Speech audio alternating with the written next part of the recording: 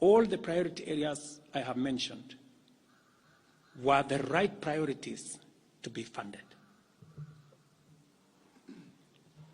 And by so doing, they supported the proposal to incorporate also the views of the people. These members of parliament came back to us after they went to listen to the people of Kenya. And they came back and reduced the budget on their own by 146 billion shillings. Notwithstanding all these concessions, it has become evident that members of the public still insist on the need for us to make more concessions. And because I run a government, but I also lead people, and the people have spoken, I am grateful to all the members of the National Assembly who voted yesterday affirmatively for the Finance Bill 2024 as amended on the floor of the House to incorporate the views generated through public participation.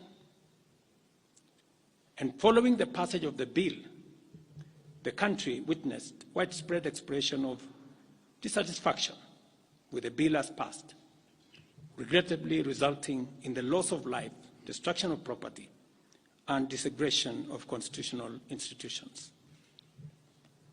On my own behalf, and on behalf of these members and many other Kenyans, I send my condolences to the families of those who lost their loved ones in this very unfortunate manner. Consequently, having reflected on the continuing conversation around the content of the Finance Bill 2024, and listening keenly to the people of Kenya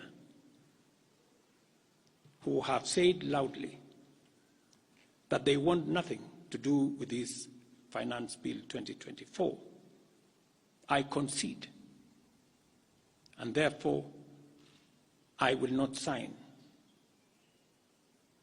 the 2024 Finance Bill, and it shall subsequently be withdrawn, and I have agreed with these members that that becomes our collective position.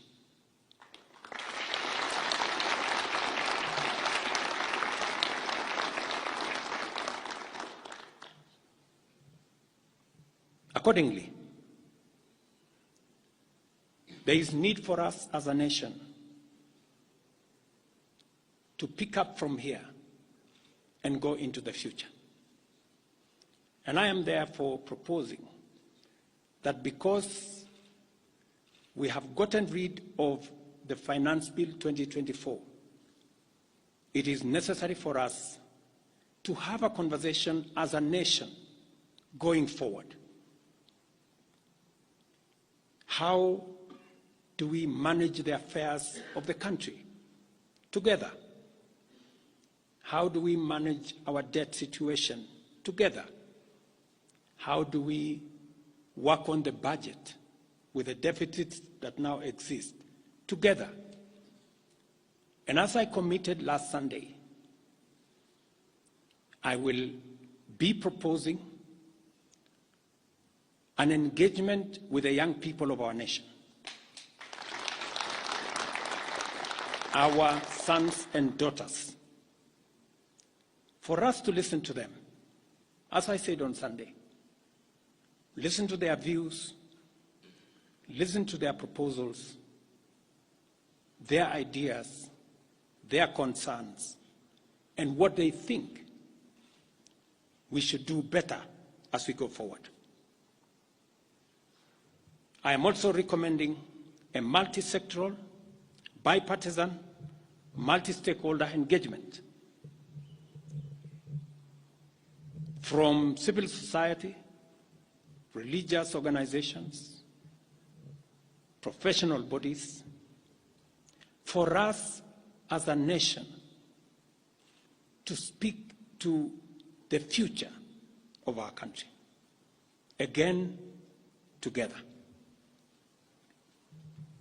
And this will be on matters that are contained in the bill and matters that the people of Kenya have canvassed in the conversation that has been going on. In this regard as well, I am directing for immediate further austerity measures to reduce expenditure, starting with the Office of the President, the entire presidency, and extending to the entire executive arm of government. Operational expenditure in the presidency be reduced to remove allocations for the confidential fort, reduce travel, hospitality, purchase of motor vehicles, renovations, and other expenditures. This will cover the entire presidency and also the executive arm of government. I also propose that equally, Parliament, the judiciary, and county governments, working with the National Treasury, also undertake budget cuts and austerity to ensure that we do live within our means, respecting the very loud message that is coming from the people of Kenya.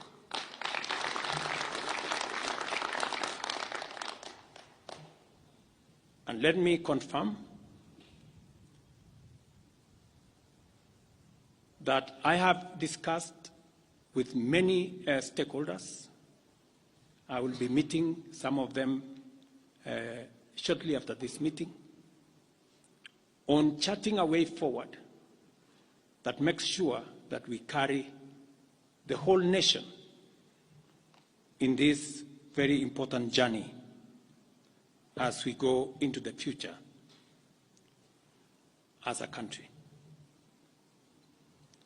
Let me also confirm that as we deal with austerity, the loud message on dealing firmly, decisively, and expeditiously with corruption is a matter that we have discussed and we have agreed that it will take the front banner as we go into the future.